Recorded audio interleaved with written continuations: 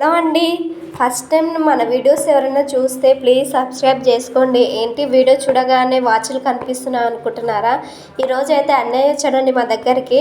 అన్నయ్య మా ఆయనకు వాచెస్ ఇష్టం అనేసి అయితే ఒక చైన్ వాచ్ అయితే తీసుకొచ్చారు. ఇద్దరు సేమ్ తీసుకొచ్చుకున్నారు. అంటే ఇద్దరు సేమ్ తీసుకొచ్చాడు అన్న.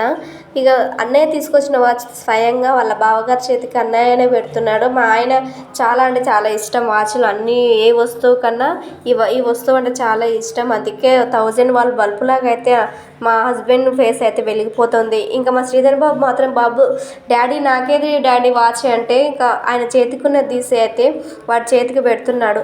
అన్నయ్య పిల్లల కోసం అనేసి అయితే ఒక మిక్చర్ ప్యాకెట్ తీసుకొస్తే అందరం కూర్చొని బయట కూర్చొని తింటున్నాం. ఇప్పుడు ఎండాకాలం కదా, బయట మాకు కొంచెం మంచిగా ప్లేస్ ఉంది. అక్కడ కూర్చొని అయితే మంచిగా ముచ్చటలు ఆడుకుంటూ అయితే మేము కూర్చొని తింటున్నాము.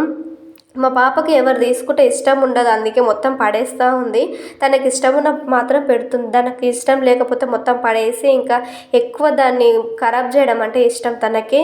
ఇంకా ఆ మిక్చర్ తీసుకువెళ్ళి అయితే వాళ్ళ డాడీ పైన కూర్చొని తింటుంది. ఇంకా అక్కడ మొత్తం మిక్చరు ఫుల్గా పోసిందని వాళ్ళ డాడీ కూడా తినిపిస్తుంది. వద్దు నాన్న కానీ అసలు గ్యాప్ ఇవ్వకుండా తినిపిస్తూ ఉంది. మా శ్రీధర్ బాబు మాత్రం గుడ్ బై లేక ఒక్కడే కూర్చొని తింటున్నాడు. ఇది మాత్రం చాలా అల్లరి పిల్ల, ఆడపిల్లలు కదా ఎక్కువ అల్లరి చేస్తూ ఉంటారు.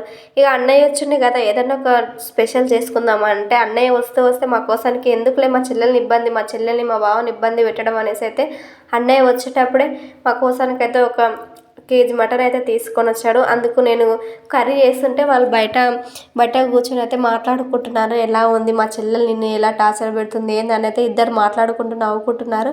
ఇక నేను కర్రీ కోసానికి అయితే టమాటాలు ఉల్లిగడ్డలు అయితే మంచిగా మిక్సీ పట్టుకున్నాను. మొత్తం పేస్ట్ లాగా వేసుకున్నాను. ఇది గ్రేవీ లాగా చేస్తే ఇష్టం నాకైతే ఈ మటన్ కర్రీ.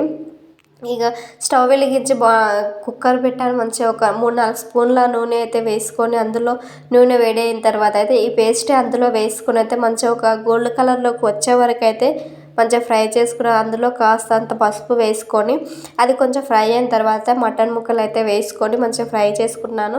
ఇవి వేసుకున్న తర్వాత ఒక 10 మినిట్స్ అయితే కారం పొడి వేయించుకోకుండా ఇలాగే ఉడికించుకుంటాను.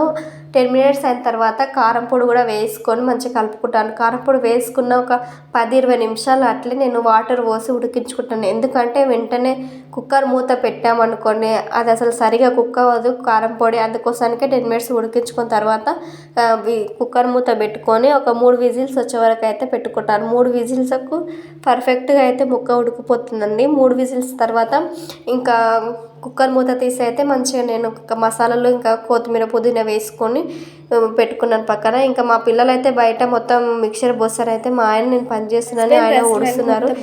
మటన్ ఉడికిందా లేదా అని చూస్తూ ఉంటే మా ఆయన చూస్తుంటే ఏందా అని ఆశ్చర్యపోతుంది ఏం చేస్తుందని. మా శ్రీధర్ బాబు ఏడ్చే వరకు మా బుడ్డది కూడా రెడీ అయిపోతుంది. వానితో పాటు తను కూడా వెళ్ళాలని అయితే తొందరగా అర్థమవుతుంది వాళ్ళకి మాత్రం బయటికి వెళ్ళేది.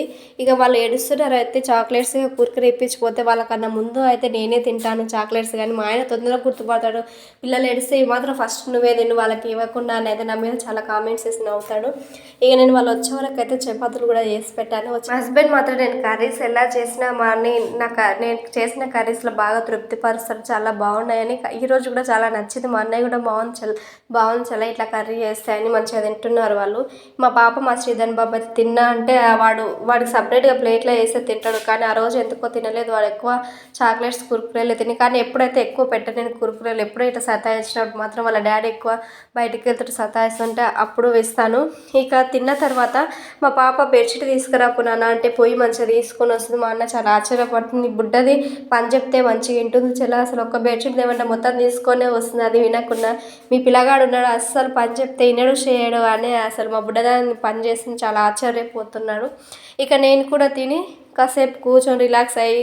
మన ఛానల్ ఎవరైనా ఫస్ట్ టైం చూసినట్లయితే ప్లీజ్ సబ్స్క్రైబ్ చేసుకోండి, లైక్ చేయండి, షేర్ చేయండి అండ్ కామెంట్ చేయండి.